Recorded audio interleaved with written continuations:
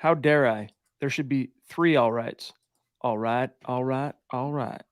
I can't do it quite as well as Matthew McConaughey, but in my mind, I can. Shout out. Dude, I was just watching a great show. I'm not going to derail the opening of this podcast like I did the last one, so I'll put a pin in that. Welcome in, everybody. It is the Mile High Huddle podcast. I'm your host, Chad Jensen. With me, my fellow football priest. You know him, you love him, Mr. Deputy Editor of milehighhuddle.com, Zack Kelberman. Zack, we're going to talk a lot about the game that's going to happen tomorrow. That's right. Broncos football is back starting Friday evening against the Cardinals. And one of the storylines here tonight that is kind of making the rounds and it's worth talking about is the state of that grass in the Cardinals stadium. Tell people what the Sam Hill is going on. I wish we can cue up the video that Mike Kliss has. He's already there ahead of the game. It's all chewed up because the Cardinals have training camp at their stadium and not at a separate practice facility. And the Cardinals ownership, Michael Bidwell, is apparently too cheap to replace it, unlike Broncos owner Rob Walton, who did that for one game last season. But outside the hash marks is green. Inside the hash marks is all brown and just terrible. I've seen Pee Wee Fields look better than State Farm Field. If any Broncos player, Chad, I'm going to say this now, it's not hyperbolic, I'm not exaggerating. If any Broncos player so much as stubs their toe on that field, Sean Payton needs to go scorched effing earth. It's deplorable and an embarrassment to the NFL. Yeah, cue it up, Scott. Cue it up. I mean, look, there's Walmart money and then there's everybody else, right? So like the Walton Penners can afford to drop $500,000 on a single game's worth of. So here's what Zach's talking about. Scott's gonna make it if he can big screen it, like make it all the way on your screen. Yeah. Look at that. So you think a whole season's been played there already? They haven't even started preseason. This is courtesy of 9 News, Mike Kliss Twitter account. So thank you, Mike, for letting us use this. But this is a concern, dude, as Walter would say on The Big Lebowski. This is a concern, dude.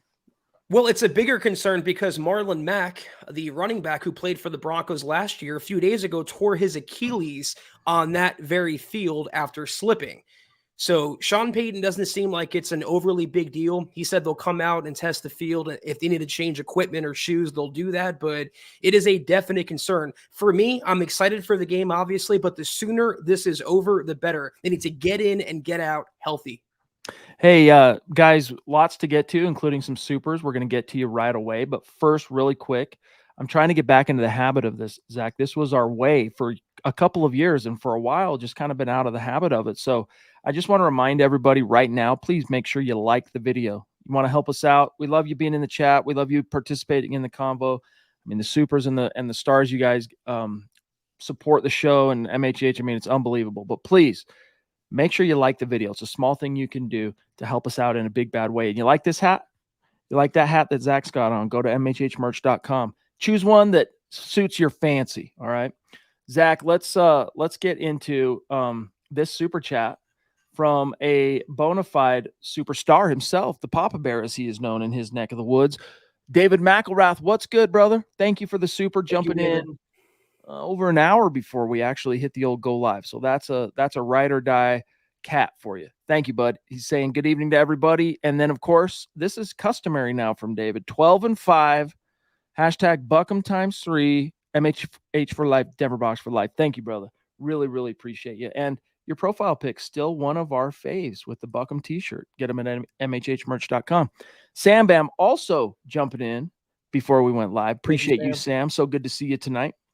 He says, good evening, everyone. Ready to do up the podcast while watching some preseason football. Looking forward to the game tomorrow night. Go Broncos. Yeah, that's right, Zach. There are 2 games tonight being played. And, I mean, if football's back, it feels good. Yeah, I saw the highlight of the Patriots game. I think it was Tyquan Thornton making a pretty nice catch from Bailey Zapp. So it's nice to have football, but we're definitely appreciative that you guys are here with us talking Broncos in preparation of their football game tomorrow night. On the subject of this, the field the other day, real quick, Sean Payton, on the subject of the field, sorry, I was a little distracted reading a comment. We learned that Coach Payton is looking to maybe add to a already well-respected staff with a former NFL star And I know you're going to be writing about it, but Yep. tell everybody what's going on. And then Scott's got a little clip. We'll do a little illustration on this. Broncos fans should recognize the name Jared Allen, former Vikings superstar pass rusher. The And Broncos, Chiefs. yes, as well as the Chiefs. Yeah, they were going to sign him. The Broncos were interested before they signed DeMarcus Ware a Yep. few years back. Now, several years back, actually. He's going to be a guest coach, according to Sean Payton. He came in yesterday as an instructor, worked with the outside linebackers, the edge rushers, and just giving some advice and his knowledge of the game. As Sean Payton put it, though, he hasn't jumped into the deep end. He's dipping his toe into the water. He'll be there for a few times throughout the season, but more hands on deck is always better. And him, in conjunction with Jamar Cain, the Broncos pass rush specialist who they hired, I think he's kind of one of these guest coaches. He's in for a few days throughout the season, helping us with pass rush. He's kind of I told him he's putting his toe in the water with coaching right now. He hadn't jumped in the cold pool yet. A little bit. We had some tough games. George, of course, did, Minnesota, and we played against those guys a lot. And then over the years, got to know him really well. And so his name came up in the offseason, and he was interested. We spoke a number of times. He came in during the spring, and then we'll have him kind of on a schedule here. It will be interesting to see. I mean, the DeMarcus Ware parallels are for real, because I do recall that in 2014. In fact, it really seemed like Allen was going to become a Bronco. Yep. And then out of the blue, at a kind of awkward, the timing of it was somewhat awkward as far as the free agency schedule and the way things kind of pan out when the new league year opens up. Dallas cut DeMarcus Ware. And then all of a sudden it just changed. And look, there was no taking away from Jared Allen, the level of pass rusher that he was in his prime. But the reason the Broncos decided to throw some money at DeMarcus Ware was his intangibles, that leadership, what he could do in the locker room. And without DeMarcus Ware, you don't get, in my opinion, the career turnaround of Von Miller that goes on to really be that tip of the spear and winning another Super Bowl. So you've got that parallel, and the other parallel being, besides the fact that they were both once prolific pass rushers, Zach, part-time big toe in the water position coaches for the Denver Broncos. Yeah, and it's important that they kind of key in on the young talent. You have a lot of building blocks potentially in that edge rushing unit. Nick Bonito, Jonathan Cooper, Baron Browning. You're still trying to get the most out of Randy Gregory. You signed Frank Clark. This is, as VJ said the other day, the deepest group he's been a part of, and definitely a strength of the team. And if you can bring in a certifiable, legendary edge rusher like Jared Allen, I'm all for it. Hey, it all helps. It all can help. I like so far, though, the impact that Jamar Cain is making, specifically with Nick Bonito, of course, but also Jonathan Cooper, man. I'm really encouraged by it. I'm not jumping to conclusions yet. I'm not going out on a limb, because I've been doing this a long time, and I've seen big stars in training camp just completely fail to launch in the preseason. And by the time you get to the regular season, you can't even remember that they were, quote unquote, a star of training camp. So I'm really hoping, though, that this time around, Jonathan Cooper and Nick Bonito are able to convert that momentum they have in camp to the games and really show some production. And I mean, Vance Joseph, this is the best room I've had from 1 to 6 at the edge rusher position in many years. Andrew Lampy saying, how huge would it be if both Cooper and Bonito ball out this year? Sounds like both are standing out. And Troy, hang tight, bro. We're coming right back to you. That was a natural segue. Hang tight. It would be great. It would be phenomenal, just because I like Randy Gregory a lot. I think when he's on the field for you, Zach, you get production. He's a dog. He's got that mentality. But you can't really count on that if the best predictor of the future is the past. Meanwhile, Frank Clark, he's a grinder. He'll hold up like he's a war of attrition type of guy, where he kind of ends up coming out on top through the law of averages. But he's not a guy that you really see, making these huge, highlight reel, big impact the game type moments. Not to say that he hasn't had it, but let's face it, he's not like Von Miller. He's stack those reps, and then eventually I get my guy. So having two young dudes that can supplement that. I mean, even the Broncos, that ferocious 2015 Super Bowl 50 pass rush, Zach, Ware Miller, supplemented by Shaquille Barrett and Shane Ray pre-injury. So could come in handy. Yeah, the NASCAR packages should be fire this season under VJ. That's one area of the defense I'm not concerned with. If one of Cooper or Benito would ball out, that would be huge, Andrew. If both balled out, that would be extraordinary for the Broncos defense. If Randy Gregory stays healthy, you're guaranteed, talk about production, you are guaranteed to get sacks, turnovers, general chaos. That's just what he brings to the table. Baron Browning, when he's healthy and off PUP, we saw what he's capable of as a starter. That's another edge rusher. Zach Allen can rush the passer as well in that front seven. You have so many, like I said, building blocks, so many foundational pieces that you can do a lot with, you can move around. I'm so pumped to see what the pressure packages look like in Denver this season. Troy, what's good, brother? The Fawn Donkey in the house, as his Twitter handle reads. Appreciate you, big dog. He says, hey, guys, we'll listen later, hoping for a smooth offense and a smothering defense tomorrow. Have a great show. Let's talk a little about this. Actually, one more super, and then we'll get into what the main topic for tonight as far as things that we're going to be paying close attention to Friday night's game and kind of homework litmus tests Broncos fans can do to answer some of their questions here on the 2023 squad. But first, the Duchess, really quick. Love you. Michaela. Appreciate you so much, Michaela. She says the state of the field, maybe that's why Murray tore his ACL, Zach. Maybe, but I also know that field, the stadium was used for the Super Bowl this past February. And a lot of Eagles players came out and said that's the reason they lost and they were knocking the field. At first, I thought it was sour grapes and they're kind of reaching to look for an excuse. But the more I've seen it up close now in preparation for the Broncos matchup, the more I think they're telling the truth. There is no reason why an NFL stadium's field should look like that on August 10th before one preseason snap has yet to be played. Indeed. Love you so much. Hope you're doing well, Michaela. Excited to cover this season with you. It's going to be a lot of fun. All right, Zach, much ado has there been about can Sean Payton resurrect Russ?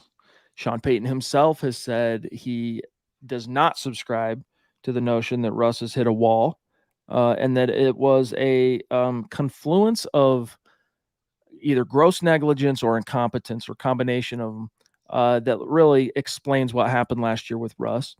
But bringing it kind of more to the present, starting off the training camp period, Russ kind of inconsistent, not the greatest buzz and takeaways coming out of camp, what we learned from Luke Patterson being in there every day and everything.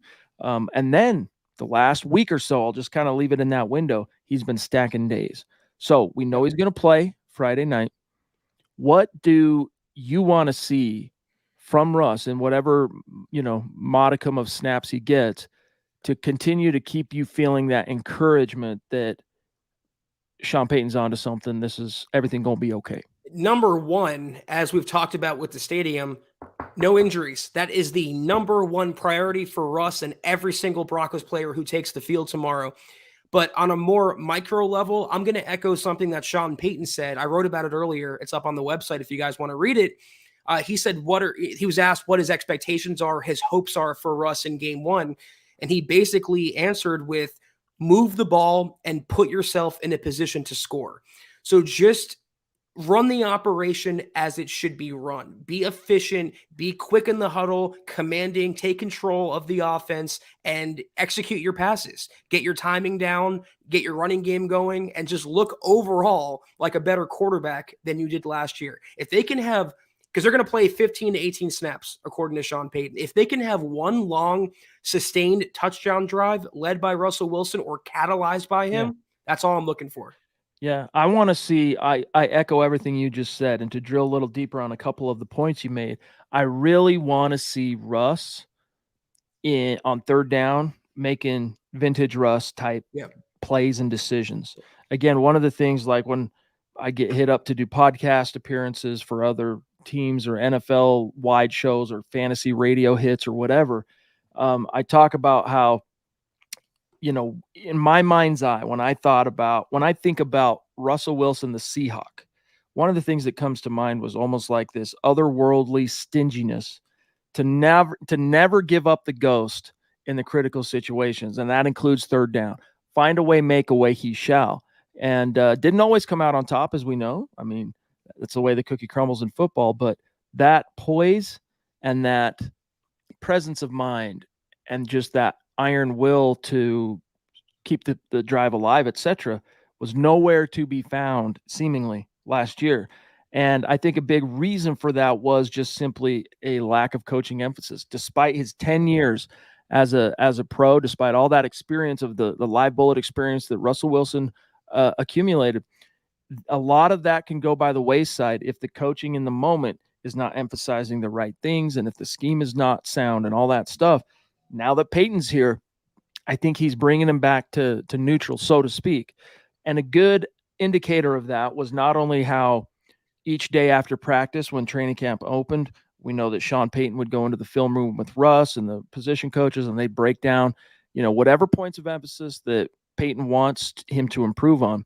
And every day he would show improvement in those areas. So I want to see that converted to the games themselves. And like you said, if you can get out there on a single possession, lead a touchdown drive, pull them off the field, mission accomplished. Thank you very much. We're on the right track. But I want to see that poise.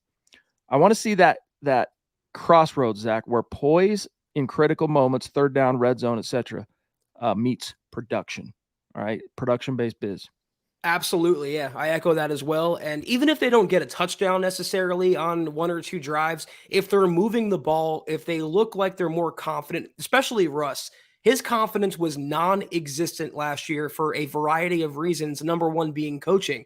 If he could just show he's in command and he's turning over a new leaf or even morphing back into that Seattle rush, which we've seen in practice the last couple days, I'll take that. Definitely. Mike, the Ronk is in the house. What's up, brother? Great to see you. Appreciate your support as always, big dog. We also have Scott jumping in. Appreciate you as well, my friend. It's been cool to get to know you a little bit in the chats lately. He says, stoked for the season to start. Love listening to you guys. Thank you, Scott. Really appreciate you, bud. And then I'm going to grab this from Chris because you know what? He's importuning his priests, and we're going to answer. All right. He says, what's up, priests? Are you ready for some football? Yes. Do you think the first team scores tomorrow on offense? MHH for Life, Buckham. Appreciate it, Chris. Zach, do they score, and what kind of scoring do you anticipate? What's your prediction? I just said even if they don't get a touchdown, if they get a field goal and they move the ball, I'd be satisfied. I think they will score. I just don't want Broncos fans to flip out if they don't have an opening drive touchdown or if they have an incomplete pass or something looks like it's a negative. This is still very much a work in progress. It's going to take more than 18 preseason snaps for Russ and the offense to get cooking.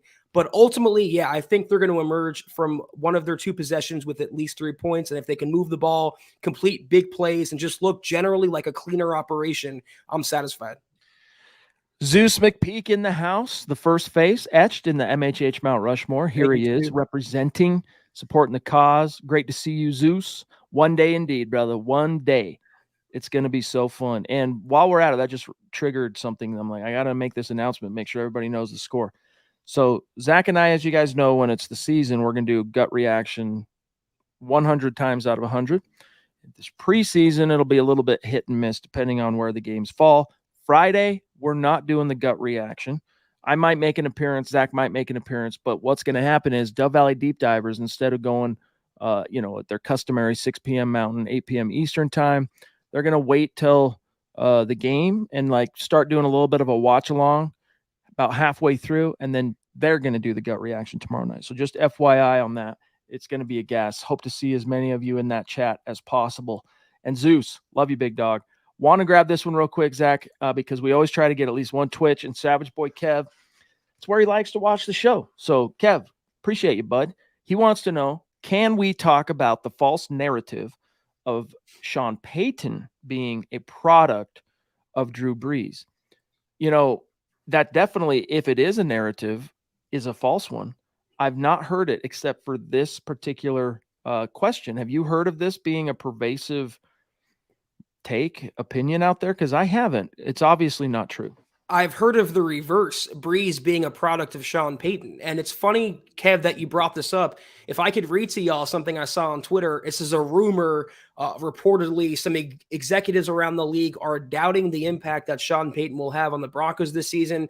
I'll quote, by the way, many believe that Sean Payton was more so a product of Hall of Fame quarterback Drew Brees and stacked rosters rather than him being an elite coach. Many are also questioning how Russell Wilson's cornball personality will clash with Payton's no-nonsense attitude. And it's funny, I responded in kind by saying it's like people forget the body of work that Sean Payton had in New Orleans. He turned Drew Brees, if y'all remember. Drew Brees was an above average or good quarterback for San Diego back then, the Chargers. Fringe Pro Bowler. That's how I like to say it. He wasn't a superstar. He was good. He's, competent. But Sean Payton made him from good into a Hall of Famer, future Hall of Famer, and Super Bowl champion. Sean Payton also won games with the likes of Teddy Bridgewater, Jameis Winston, Trevor Siemian, 2 former Broncos quarterbacks on that list. But all of a sudden, he's going to fail with Russell Wilson, who's 3 years removed from a 4,000-yard campaign in Seattle. I don't really care what many think. I know what I feel about these same many, that they're going to be eating a fat, steaming pile of crow this fall, and I'll be laughing my ass off the entire time.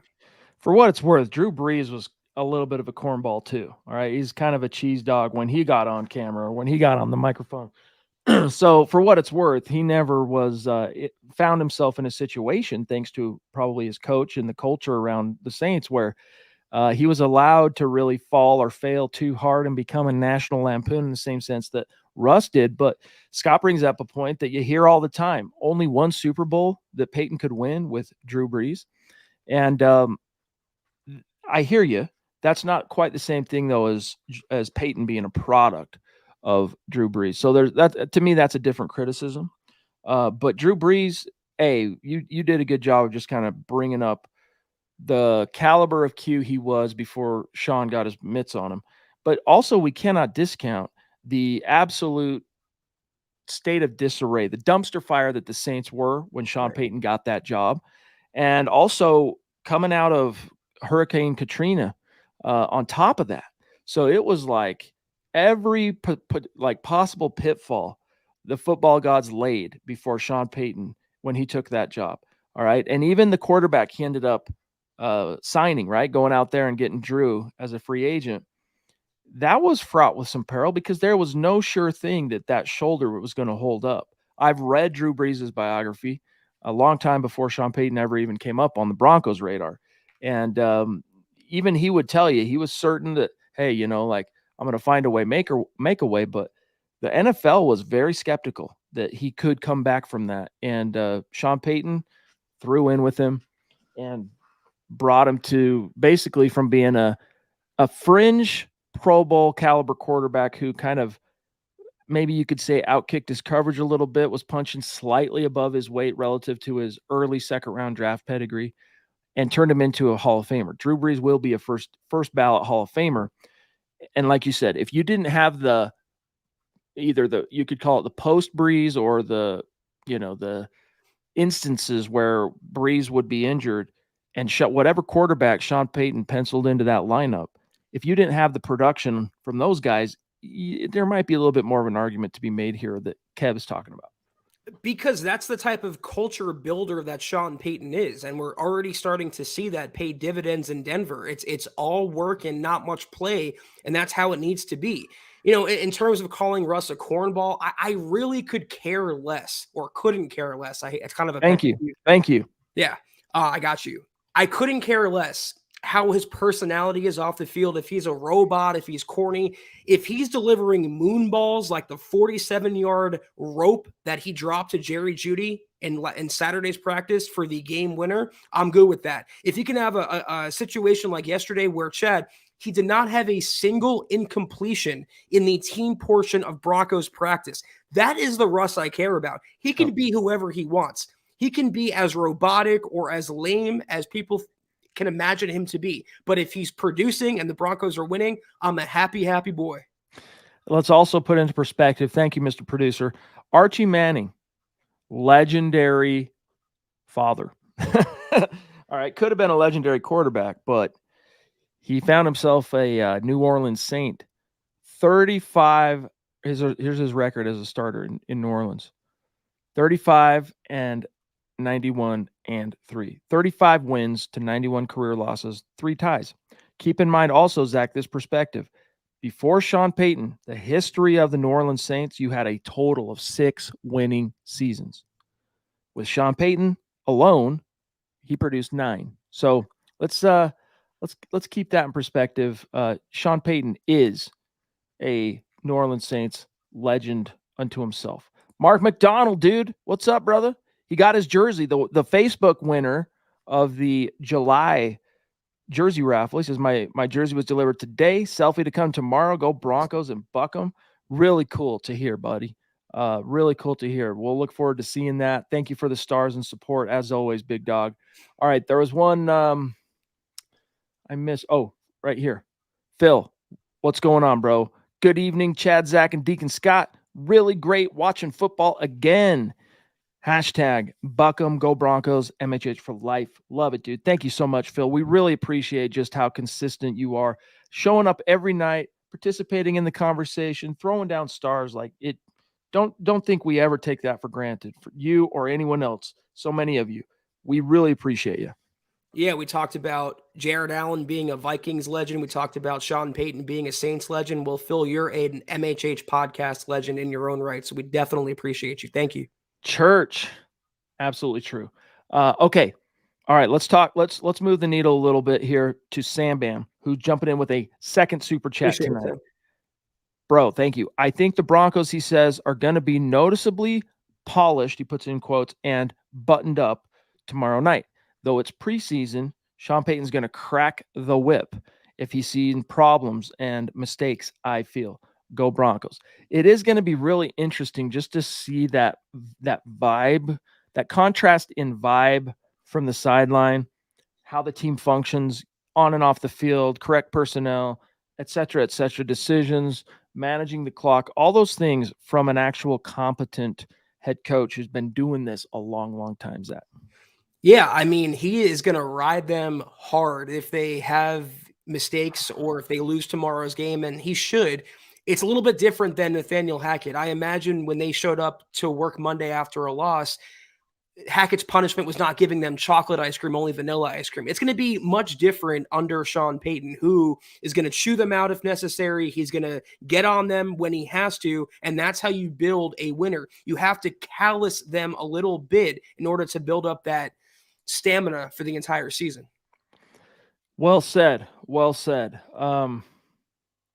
Yeah, this is Scott's just referring to something here to piggyback a little, or to reverse, sorry, a little bit.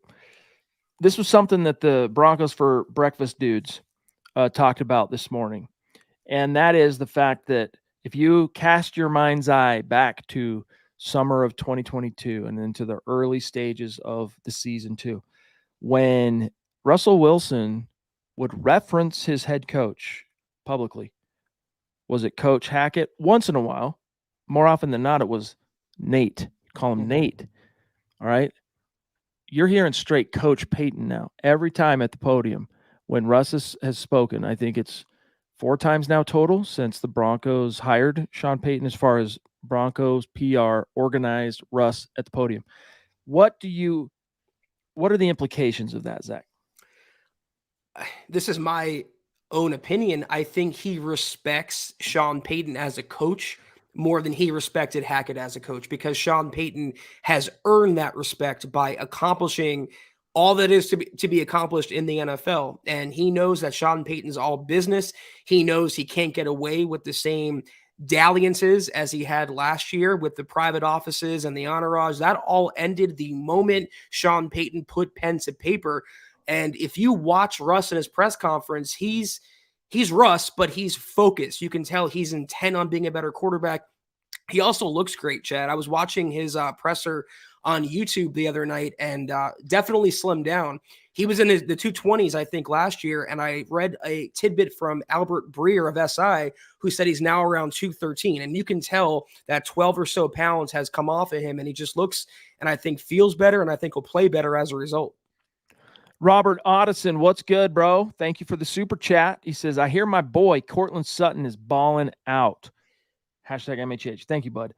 Yes, he is. He has been really, really good, especially this last week. Again, the offense, just like it always goes. I mean, this is the way the cookie crumbles, with the exception of maybe, I'm trying to remember back to 2012, Peyton's first year here, Peyton Manning, if it played out this way. But, when there's a new offense being installed, a new quarterback or a new offense, often, Zach, it's the defense getting the best of them early on. And then if that offense ends up being worth its salt, it starts getting its licks in, right? Balancing those scales. And that's how this training camp played out. The install, the buffering period for the offense, juggling a lot of stuff. Defense, even though it's a new coordinator, there is some newness to it. Still mostly carrying over. That's one thing Vance Joseph really wanted to emphasize. And so it's really encouraging to see that offense under Sean Payton and Russ start getting its licks in as time marches on into the training camp. And Cortland Sutton is one of those guys who all of a sudden, as his quarterback, Zach, and his offense starts clicking, so does he. And he's making the most of his opportunities, like some huge, huge plays the last couple practices. Yeah, I mean, Peyton was asked about, Russ's good days and how the offense looked, and he said it's the ebb and the flow of training camp. The defense looks good, then the offense looks good, and usually the defense is ahead in the installation process. If you don't take it from us, because we've been saying that for the last couple of weeks now, take it from Sean Payton, who knows a thing or two. In terms of Cortland Sutton, we talked about Russ's physique, but holy is Cortland Sutton jacked. I mean, he looks like a freaking linebacker. His arms look massive. He's cut. He's in great shape. He's the 2019 Cortland Sutton. And that was demonstrated yesterday when Russ did not have a single incomplete pass. One of the completions was on PS2, in PS2's coverage. Cortland Sutton got the better of him. Russ delivered the ball perfectly. This is the best coaching quarterback combination Sutton has had as a pro. And if he can make the Pro Bowl with Joe Flacco as his quarterback, I cannot wait to see what he can do in a Sean Payton system. Joe Flacco, Brandon Allen, and Drew Lock, a who's who of big baller quarterbacks, as we know. I mean, we're talking about Mile High Joe. Remember that meme? He created that himself, for what it's worth. Cortland Sutton, though, 2019 vintage. And that's one thing Sean Payton talked about too, very recently, that, when you get here, you look at the subject of Cortland Sutton, you're seeing that 2019 tape and you're going, my goodness, this is what you call an impact player. And then, of course, the injury and kind of how he's failed to launch back to that same level since, but that it's about stacking days. It's about getting better in the scheme. And you're seeing things begin to coalesce, not just for the individuals. I mean, it's great seeing Sutton.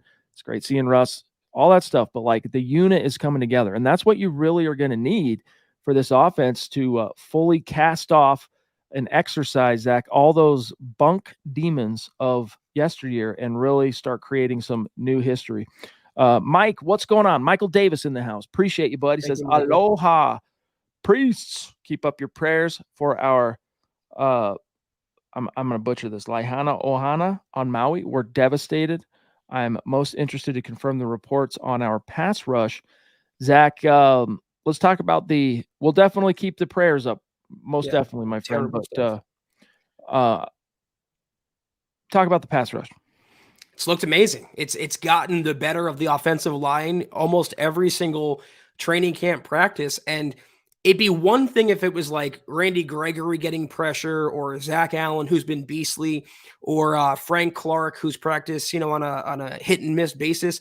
But it's the likes of Jonathan Cooper, a former 7th round pick and a backup. The likes of Nick Benito, who did nothing as a rookie, and people were already using the B word, bust, when it came to him. They have been two of the biggest standouts of any player in training camp. And again, if you put those two in conjunction with Clark, with Gregory, with Allen, with Baron Browning, DJ Jones even up the middle, kind of collapsing the pocket, they are going to get a ton of sacks this season. I would not be surprised, Chad, if they finish top 3.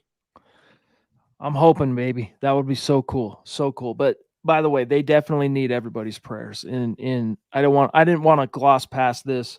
What's going on Maui with those wildfires? Already 36 dead from the wildfires. And then that doesn't count, of course, the hundreds of families that have been displaced. So they need our prayers for sure. Got so you. Thank you for that reminder, Mike, and thoughts and prayers with you, my dog.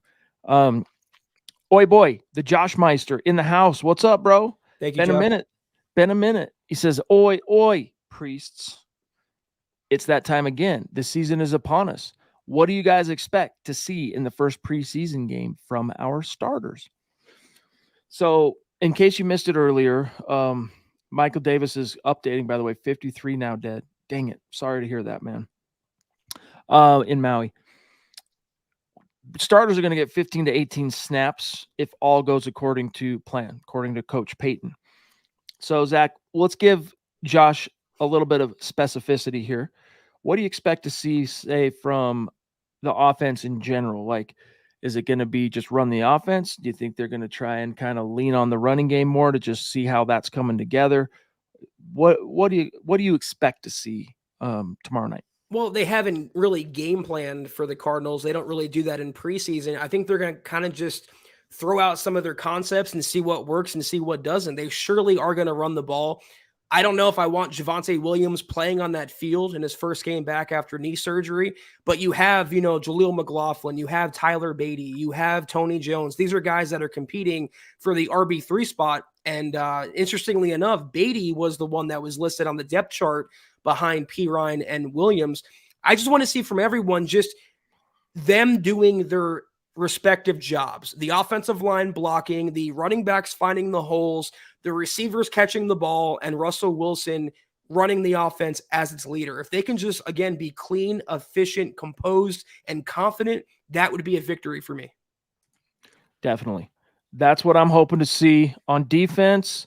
It's going to be pretty straightforward as far as what you'll see. Vance Joseph's not digging into the bag of tricks to give any future opponents anything. Right. And same really for Payton. You're going to see a lot of basic concepts.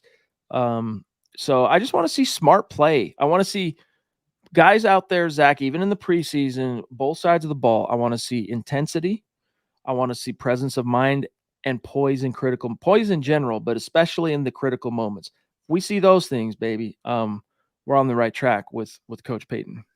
I want to see a pissed off team to take it one step further. This is a Broncos organization that's taken their lumps, and some of it has been deserved from their own play, and some of it hasn't, from the endless and deranged Russell Wilson criticism and now the Sean Payton criticism.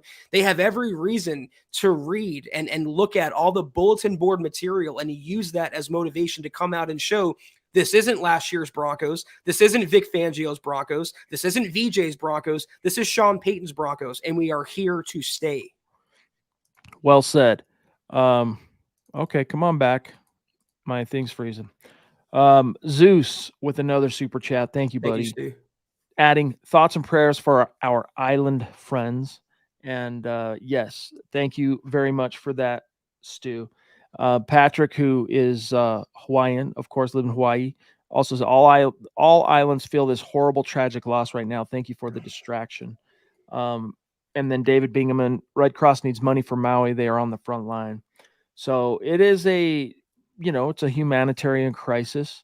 It's an American humanitarian crisis. So if all you can do is thoughts and prayers, that's a lot. That's something. But there are means and methods, as David's saying here, that if you are in a position that you can go a step above or beyond that. So thoughts and prayers, guys. Keep a stiff upper lip. Those of you who are in Hawaii trying to help out and being there at the crisis point, our thoughts and prayers are with you. Sam Bam saying a third super chat. I don't remember seeing that, Scott. We're not seeing when we see two. We'll keep an eye out.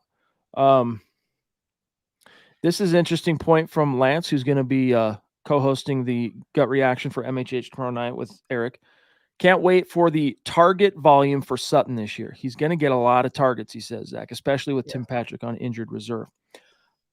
before training camp, I wasn't sure exactly what Payton had in mind for Sutton, but it's looking more and more like he is going to kind of check that Michael Thomas box for him. I mean, yeah, there will be some vertical opportunities. That is something that Sutton can definitely still do, I think, quite well.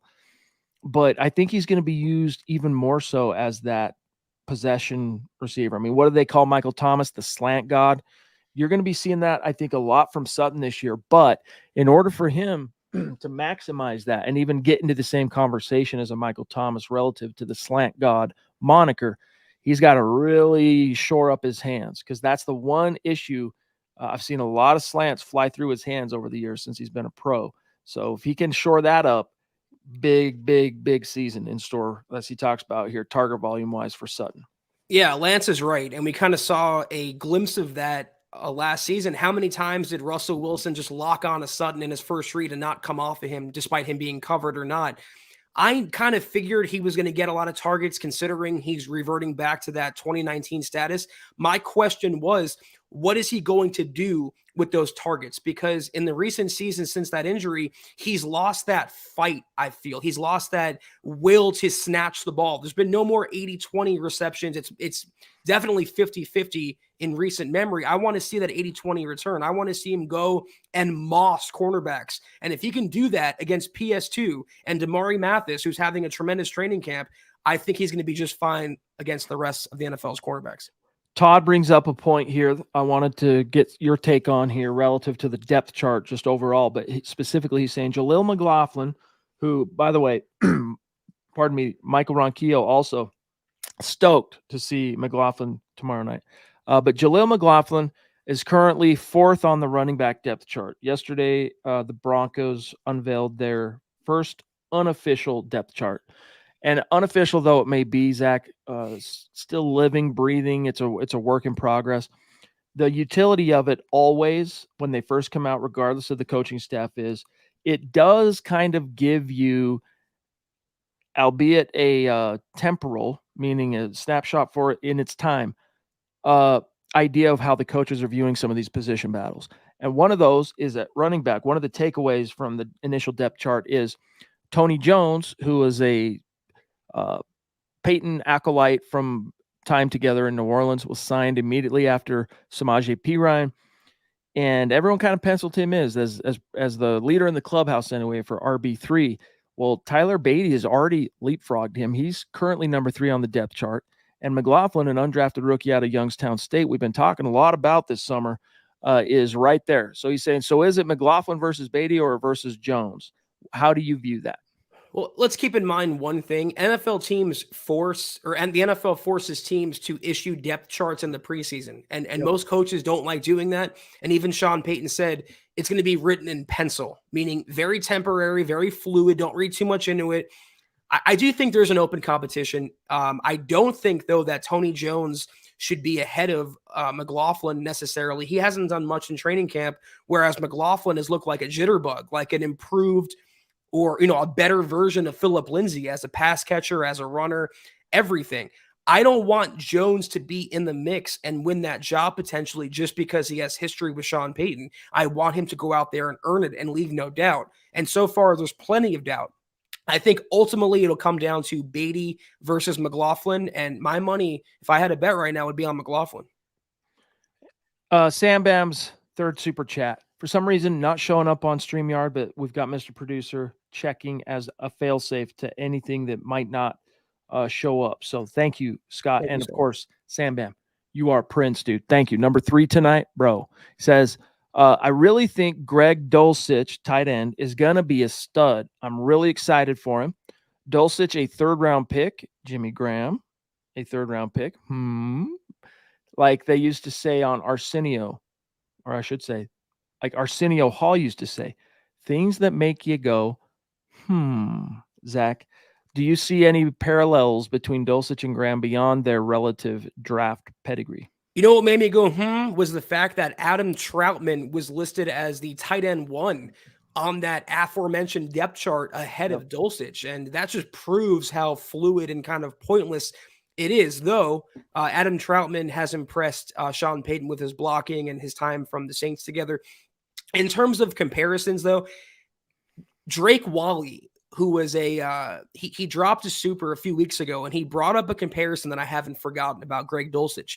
He said Dallas Clark. Yeah. And I think that is so appropriate. That is so on the nose. And I said then, and I'll say again, if he can be anything close to Dallas Clark as a player, the Broncos will have a star at tight end for many years to come. He has to clean up his blocking. Number one, he's a pure pass catcher, but he will see the field. That's what Sean Payton said. All the tight ends, including Chris Manhertz, including Nate Adkins, the undrafted rookie, though maybe not Albert Ochat, who's now fifth string on the depth chart. I don't think he's long for Denver, but all the tight ends will see playing time in the respective roles. You'll have this guy to catch passes. You'll have this guy to seal an edge, and everything will work as the sum of their parts. So let's take a look a little bit here. Thank you, George. Appreciate the kind words and support, my friend. You know this. MHH for life indeed, my dog.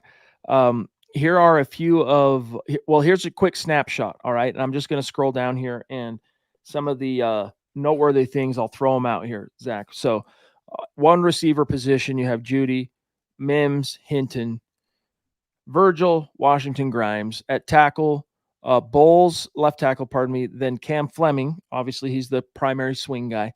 DeMontre Jacobs, bringing up the rear. Left guard, Ben Powers, then Kyle Fuller, then Henry Bird. Center, Lloyd Cushenberry. Alex Forsythe, the 7th-round rookie that, like, Eric Trickles put as a possible dark horse to unseat. Third, so Luke Wattenberg, second-team center still. Miners, Quinn Bailey, Will Sherman at right guard, and then McGlinchey, who did go down with an injury, Zach, that was feared to be quite serious earlier this week. It is moderately serious. Sprained knee. He will miss a few weeks, but he's going to be okay. Alex Pazlowski, Isaiah Prince, and then tight end. This is the specific to the topic at hand here, Zach. As you mentioned, here's the illustration.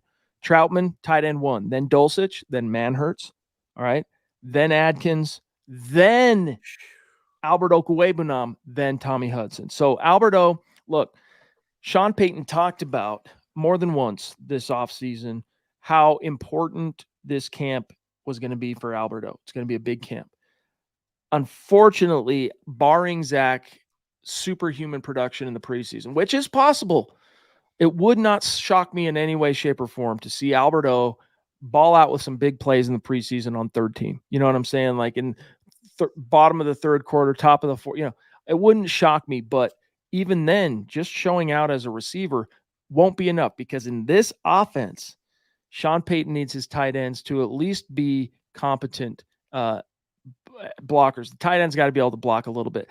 It's no coincidence that these top 3 guys, Troutman can block, Manhertz, that's his specialty, and Dulcich, what he has lacked, Zach, in terms of technical polish, he has made up for by a willingness to learn it and a willingness to stick his nose in there. So it's no coincidence that those 3 are atop the depth chart for now at tight end.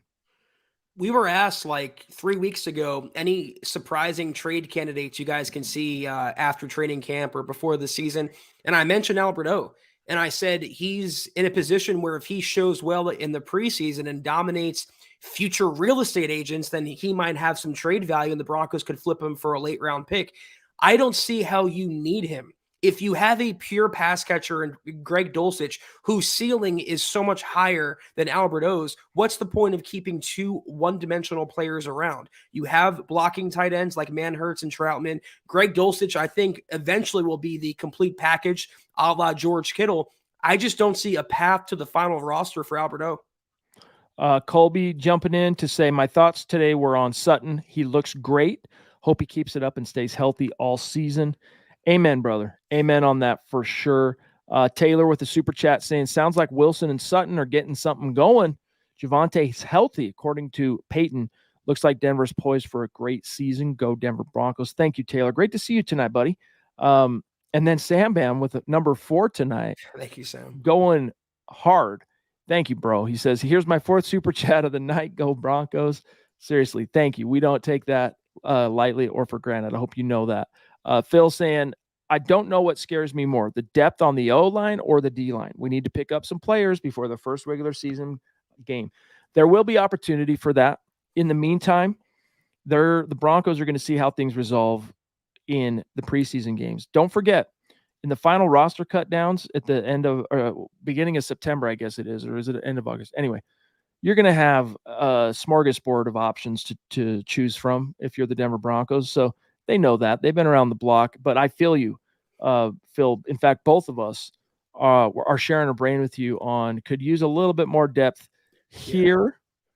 You know, it's like on Tommy Boy, I don't really feel it here or here so much. It's here. So I'm not really feeling it here so much, Zach. I'm not really feeling it here so One of my much. favorite scenes. Here. It's, here. Not that very good. Not a great illustration because the mouse isn't wanting to play ball. But let's just quickly look at defense on the D-line, which Phil is rightly concerned about some of the depth. Zach Allen, of course, DJ Jones, of course, and right now penciled in as a starter is Jonathan Harris. So that has maintained. This was an off-season trope, Zach, a rumor that the Broncos were viewing Harris as a starter, and looky, first unofficial depth chart, he is penciled in as the starter. But let's quickly see if there's anything to be gleaned by the depth. Behind Harris, it's Henningsen, okay, last year's 6th-round pick. I'm always going to butcher his name, Ndbuisi, third. Nose tackle, the backup guy, Zach Tyler Lancaster, followed by undrafted rookie PJ Mustipher, and then former Charger Forrest Merrill. Don't sleep on this dude. I think right now he's 4th because he's the Johnny come lately new kid on the block. You put a couple of 2-3 preseason weeks under this cat's prodigious belt, and I think you find him ultimately right here when the season, when it comes time to shape the roster. And then Elijah Garcia and Jordan Jackson, respectively, backing up Zach Allen. So, Zach, what are your observations of the D-line depth chart? Well, number one, we went over the offensive line and talking about depth. And one of my reactions to the depth chart was get healthy soon, Mike McGlinchey. But then Isaiah Prince, not Cam Fleming, took some first string reps with the offense yesterday. He came in and leveled Randy Gregory, sprung a big hole for Javonte Williams. So maybe there's something there. I don't know. But in terms of the D-line, yeah. You really, I don't see how you can go into the season with Jonathan Harris as your starter. Same as last year when they went into the season with Deshaun Williams as their starter. He'd be a great backup. He's a great project for VJ, but he really has no business starting. They need, and I think will, pick up a player in the coming weeks. It won't be, though, that player, Shelby Harris, who took a visit to Denver, and yesterday it came out that he's signing with the Cleveland Browns. So no Shelby reunion with the Broncos. We'll have to turn to plan B, whoever that may be. And you know what? If none of these dogs end up hunting for the Broncos, although, again, I'm telling you, keep an eye on this cat. There are going to be a lot of options when NFL teams have to make their final cuts. So this is all TBD. Nothing really to write home about relative to the rush linebackers. Inside linebacker, nothing really writing home about. It's good to see that Justin Sternad is at least maintaining a spot on the second team. Hopefully he can maybe figure out how to thrive a little bit in his contract here. Drew Sanders, though, right there backing up Singleton. He will be the third linebacker on the field in 2023. Corner, this is somewhat interesting. All right. Pat Surtain, Damari Mathis. All right, there's your starting duo. And then your nickel, Kwan, of course. So there's your trio. But it's Bassie still holding down the backup nickel, all right, followed by last year 7th-round pick Fionn Hicks. And then behind Mathis, Riley Moss, who's injured. Hasn't really been able to do as much as he would have liked to in camp. Number 2 behind Damari. I think draft pedigree has a lot to do with this particular ranking currently. Followed by the veteran / kick returner Tremont Smith, newcomer Fabian Moreau, more of a vet, and then undrafted rookie out of Houston, Art Green. And then behind Pat, it's McMillian, Jaquan holding his own. So, and Delonte Hood. So what are your thoughts here at corner? Don't sleep on McMillian. I was a huge fan of his coming out of college. I thought he can crack the Broncos' final roster last year. It didn't work out that way, but he has been balling out in training camp. Credit to Christian Parker, the Broncos secondary coach, another bang-up pupil that he's taken under his wing. He really looks good, and if I had to wager a guess, I'd say McMillian cracks the 53. Someone asked, though, in the comments what happened to Mike Purcell. Players on NFI or PUP are not listed on the depth chart. This is just for the active players going into a game. So when Purcell is healthy, he'll be, I would say, the backup behind DJ Jones at nose tackle. Everything else, though, is pretty cut and dry, though, I think, Chad. This is interesting, though. Last thing I want to talk about here. They have Kareem and Caden Stearns sharing a starting spot at strong safety. What do you make of that? I don't like it. You guys know how I feel about Kareem Jackson. You guys know how I feel about Caden Stearns. I don't know if it's seniority that's given him that co-starter label or if they're just not confident in Caden Stearns outright taking it yet. But Caden Stearns has to be the full-time guy. He has to be Justin Simmons' number 2. So this was Sam Bam's 5th, probably flashed by Scott while I was off screen there. And then here's his 6th because Chad said smorgasbord. That's okay. You didn't spell it right. That's all right. You're the numbers guy. We're the English grammar guy, spelling guy. But thank you. Glad you caught that, bro. Appreciate you big time. Phil throwing in his Albert O tribute. 5th. I see. But yes, thank you, brother. Appreciate you, Sam. Okay. We're at 55 minutes. So we're going to go through and do our bye-bye stuff. Don't leave yet. Any burning topics, throw it in the chat, but stay with us. I saw you try to do it the other night when my my computer crapped out, Chad, and I got you this time. You don't it's been a minute, and then at the end, I couldn't even remember the spiel to end it, and then Scott reminded me after. I'm like, oh man, it's been a long time since I had to close out a show. Done it so many times I can do it in my sleep. Thank you guys and gals for tuning into another excellent edition of the MHH podcast. If you're not doing so, follow us on Twitter at the MHH pod. You can follow the mother account at Mile High Huddle. Chad at Chad and Jensen, myself at Kelberman NFL, and Scott, our producer, at Scout Kennedy. If you guys want some merch, like you and Chad and I are rocking right now, or any of our Buckham merch, check it out, mhhmerch.com. Be sure you're dropping us a follow at facebook.com/Mile High Huddle Pod. And also, if you're on Instagram, give us a follow at mile_high_huddle.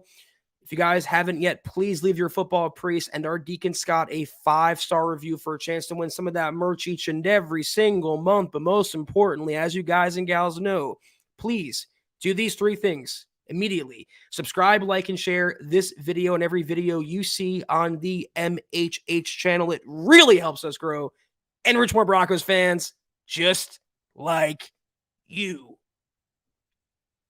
You're muted. Shout out to these great Super Chat superstars and supporters tonight. Love you. Appreciate you. We'll start with Sam Bam since he went aggro. We love it. Thank you, bud.